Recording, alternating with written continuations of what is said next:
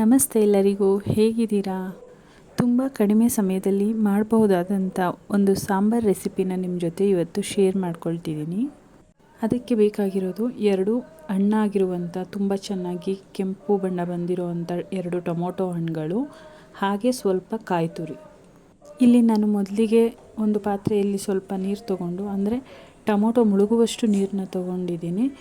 ಅದಕ್ಕೆ ನಾನು 2 ಟೊಮೊಟೊಗಳನ್ನ ಹಾಕಿ ಚೆನ್ನಾಗಿ ಬೇಯಿಸ್ಕೊಳ್ತೀನಿ.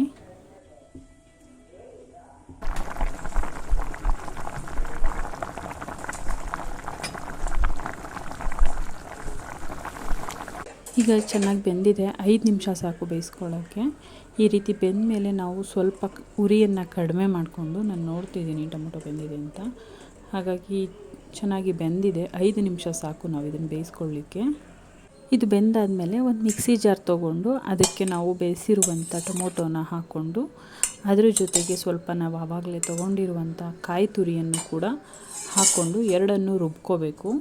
ಇಲ್ಲಿ ಟೊಮೊಟೊ ಉಂಡುಂಡೆನೇ ಇರೋದ್ರಿಂದ ನಾನು ಅದನ್ನು ಚಾಕ್ ತೊಗೊಂಡು ಹಾಗೆ ಒಂದು 2-3 ಪೀಸಸ್ ಆಗಿ ಜಾರ್ನಲ್ಲಿನೇ ಕಟ್ ಮಾಡ್ತಿದ್ದೀನಿ. ಇದು ಕಟ್ ಮಾಡಿದ ನಂತರ ನಾನು ಕಾಯಿ ತುರಿಯನ್ನು ಆ್ಯಡ್ ಮಾಡಿಕೊಂಡು ಸ್ವಲ್ಪ ಚೆನ್ನಾಗಿ ಇದನ್ನು ರುಬ್ಕೋಬೇಕು. ಈಗ ಇದು ರುಬ್ಕೊಂಡು ರೆಡಿಯಾಗಿದೆ. ಇದನ್ನು ಒಗ್ಗರಣೆಗೆ ಹಾಕ್ಕೊಂಡ್ರೆ ಸಾಂಬಾರು ರೆಡಿ ಆಗಿಬಿಡುತ್ತೆ. ಈಗ ಇಲ್ಲಿ ಸ್ಟವ್ ಮೇಲೆ ನಾನು ಒಂದು ಪಾತ್ರೆನ ಇಟ್ಕೊಂಡು ಅದಕ್ಕೆ 1 ಟೇಬಲ್ ಸ್ಪೂನ್ ತುಪ್ಪ ಹಾಕ್ತಿದ್ದೀನಿ. ನಮಗೆ ಬೇಡ ಅಂತೇಳಿದ್ರೆ ನಾವು ಎಣ್ಣೆ ಕೂಡ ಹಾಕ್ಕೋಬೋದು. 2 ಟೇಬಲ್ ಸ್ಪೂನ್ ಎಣ್ಣೆ ಹಾಕ್ಕೊಳ್ಳಿ. ತುಪ್ಪ ಹಾಕ್ಕೊಂಡ್ರೆ ಸ್ವಲ್ಪ ಟೇಸ್ಟ್ ಚೆನ್ನಾಗಿರುತ್ತೆ ಅಂತೇಳಿ ನಾನು ತುಪ್ಪ ಹಾಕ್ಕೊಳ್ತಿದ್ದೀನಿ. ಇದಕ್ಕೆ 1/4 ಸ್ಪೂನ್ ಸಾಸಿವೆ ಹಾಕ್ಕೊಂಡಿದ್ದೀನಿ. ಹಾಗೆ 1/4 ಸ್ಪೂನ್ ಆಗೋಷ್ಟು ಜೀರಿಗೆ ಕೂಡ ಹಾಕ್ಕೊಳ್ತಾ ಇದ್ದೀನಿ. ಬೆಳ್ಳುಳ್ಳಿನ ಲಜ್ಜಿ ಹಾಕ್ಕೊಂಡಿದ್ದೀನಿ 7-8 ಪೀಸು. 2 ಮೆಣಸಿನ್ಕಾಯಿನ ಮುರಿದು ಹಾಕಿದ್ದೀನಿ. ಹಾಗೆ ಕರಿಬೇವಿನ ಸೊಪ್ಪನ್ನು ಕೂಡ ಹಾಕಿದ್ದೀನಿ. ಸಾಂಬಾರು ಒಗ್ಗರಣೆ ರೆಡಿಯಾಗಿದೆ. ಈಗ ಇದಕ್ಕೆ ಆಗಲೇ ರುಬ್ಬಿಟ್ಕೊಂಡಿರುವಂಥ ಟೊಮೊಟೊ ಮತ್ತು ಕಾಯ್ದು ಪೇಸ್ಟ್ ಏನಿದೆಯಲ್ಲ ಅದನ್ನು ಆ್ಯಡ್ ಮಾಡ್ಕೊಳ್ತಿದ್ದೀನಿ. ಇಲ್ಲಿ ನಾನು 1 ಲೋಟದಷ್ಟು ನೀರನ್ನ ತೊಗೊಂಡು ಹಾಕ್ಕೊಳ್ತಿದ್ದೀನಿ. ಅರ್ಧ ಲೋಟದಷ್ಟು ನೀರನ್ನ ನಾನು ಮಿಕ್ಸಿ ಜಾರಲ್ಲಿ ಹಾಕಿ ತೊಳೆದು ಅದನ್ನು ಸಾಂಬಾರಿಗೆ ಹಾಕಿದ್ದೀನಿ. ಹಾಗೆ ಮತ್ತು ಎಕ್ಸ್ಟ್ರಾ ಅರ್ಧ ಲೋಟ ನೀರನ್ನ ಆ್ಯಡ್ ಮಾಡ್ಕೊಳ್ತಿದ್ದೀನಿ. ಈಗ ಇದನ್ನೆಲ್ಲ ಹಾಕಿ ನಮಗೆ ಆದಮೇಲೆ ನಾನು ಇದಕ್ಕೆ 1.5 ಸ್ಪೂನ್ ಆಗುವಷ್ಟು ಮನೆಯದು ಸಾಂಬಾರು ಪುಡಿ ಏನಿರುತ್ತಲ್ಲ ಅದನ್ನು ಆ್ಯಡ್ ಮಾಡ್ಕೊಳ್ತಿದ್ದೀನಿ.